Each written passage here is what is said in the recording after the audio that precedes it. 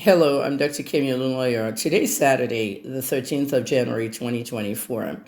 I want to clarify what's going on with Harry Wiseman and Prophet Samuel of TB Joshua Ministries.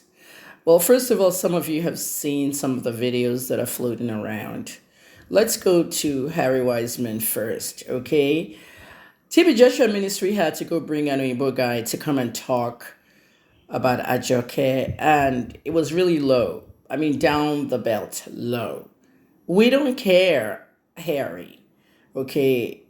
Harry Wiseman said Ajoke was found abandoned under a truck in front of TB Joshua Ministry. So there's a woman that had a baby, couldn't take care of the baby, and left the baby under the truck in front of your church, right? Because churches are where people generally abandon babies so they can take them in and take care of them.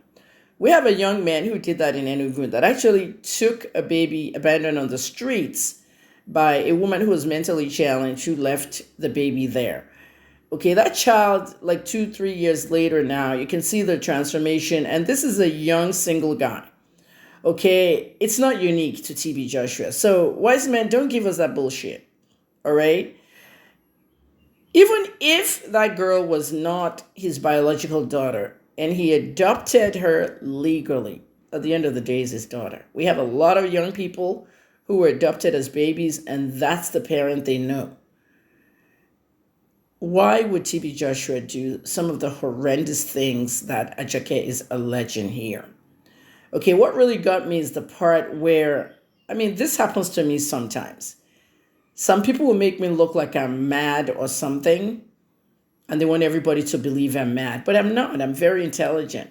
People do it in my family. People do it on social media. Kemiola is a mad woman. People do it in real life jobs. And I lost a lot of opportunities in Nigeria because of some of this stuff.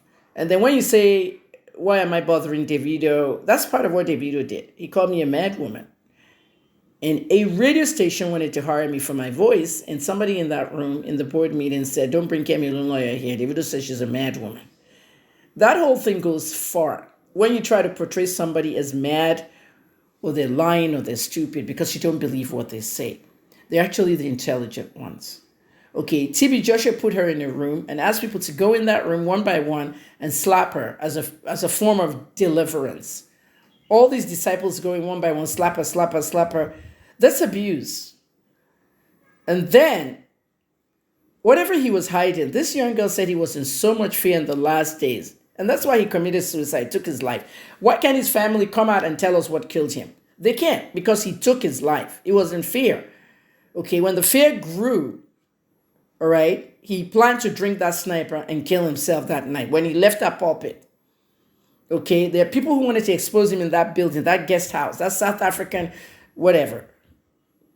And he lied that an airplane was circling and bringing the building. That was a drone.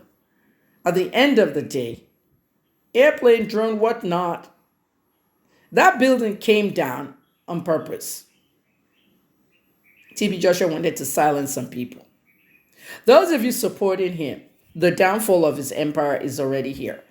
Okay, DSTV has removed Emmanuel TV. YouTube, Facebook, Twitter, they're going to follow suit because this stuff is getting serious. I already got that part and I posted it. Prophet Samuel, TB Joshua was your father. When BBC started this thing in 2021 and they came to you guys to check these allegations, what did you tell them? They're unfounded and you didn't want to discuss it. You did stupid PR. That's why you should talk to the media. Okay, this is the mistake people like David Hunday made when he did my story, saying that I had no degree in pharmacy PR. Okay, he did not check with me. He claimed that, he contacted the school. The school said he didn't contact them about anything. This is how people destroy your name when they don't verify things. When the media, is asking you a question, answer them. That was the mistake he made, not asking me to produce documents. At the end of the day, TB Joshua's son is now talking and he wants us to listen. Okay, Harry Wiseman is doing lecture, walking up and down, talking about, Ajake was dumped under the truck by her mother, I presume. What kind of talk is that? Don't gaslight the victims. Don't gaslight people. They're victims. Why would TB Joshua tell a girl to go in the shower naked bathing, and take an electrical cord, plug it, and hit her with a cord so that she can get shocked.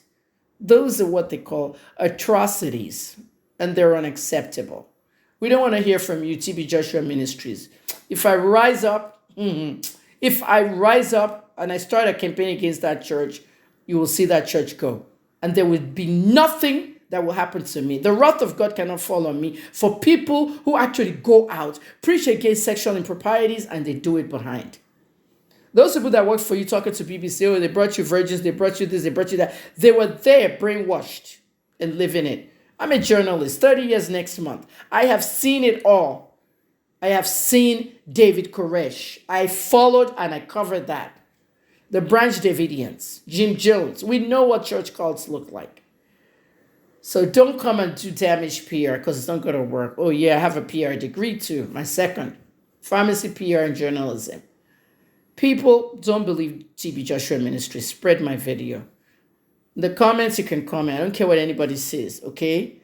The man was simply a devil. And some of you say, oh, he got me out of jail. No, he didn't. Go back and read the eulogy I did to him. I thought he was a human being. My brother said we asked several pastors to go to Pastor Biomi to please tell him to release you because you didn't do anything. Most of them ignored them. Femi Emmanuel, all those guys, they did not do anything. Only TB Joshua, okay, said he will call it Biomi. I wasn't there. I was in the prison. And even if he called it Biomi, it did not make a difference in my release because basically Yabojo was not coming to court and the judge threw the case out in federal court. So when it was thrown out in federal court, the magistrate court had no choice to do the same. Instead, they asked them to withdraw and they called me, I went and they withdrew the case. Okay? Many of you don't even know how the case up. Okay, good. TB Joshua intervened. So don't come to me with that bullshit. Oh, he helped get you out of prison. No, he didn't. He's a horrible man. I hope he's resting in hell or burning.